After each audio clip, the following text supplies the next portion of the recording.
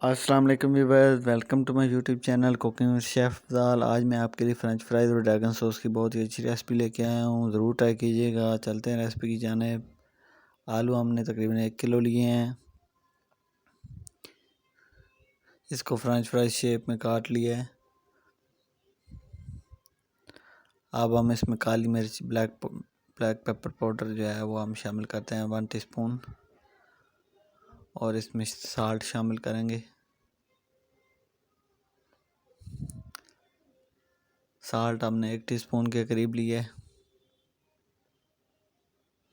بہترین کرسپی اور crunchy coating کے لیے ہم اس پہ میدا ایڈ کریں گے۔ میدا فائن فلور جو ہے وہ ہم نے 1/2 کپ کے قریب لیا ہے۔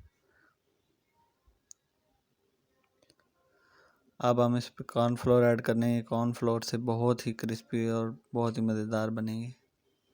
کارن فلور ہم نے 1/2 کپ کے قریب لیا ہے۔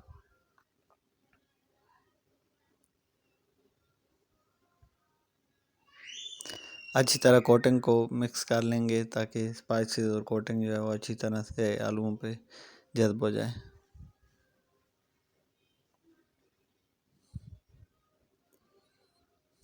کوٹنگ فرائز کے ساتھ ابزارب ہو چکی ہے، اچھی طرح سے مزید اسے مکس کر لیں گے۔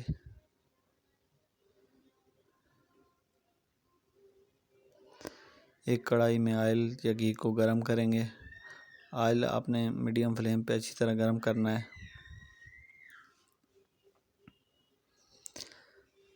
ہم نے 5 سے 6 منٹ کے لیے فرائز کو اچھی طرح فرائی کیا میڈیم فلیم پہ۔ ہمارے فرائز بالکل ریڈی ہیں۔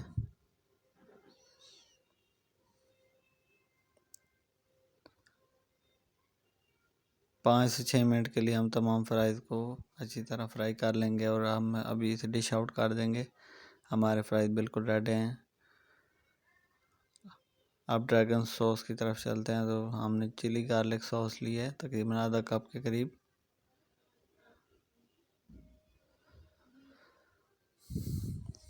اس میں ہم اب تلی مرچ ایڈ کریں گے۔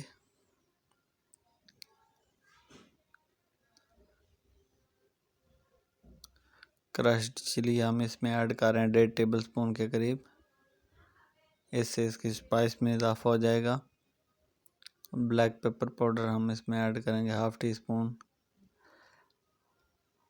اس میں لیمن ڈالیں گے ہم، 1/2 لیمن یا لیمن جوس، ونیگر وغیرہ آپ ڈال سکتے ہیں۔ 1/2 لیمن ہم اس میں یوز کر رہے ہیں۔ اس کو اچھی طرح مکس کر دیں گے۔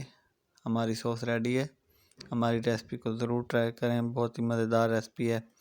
ہمارے چینل کو لائک کریں، یوٹیوب چینل کو سبسکرائب بھی کریں۔ شکریہ۔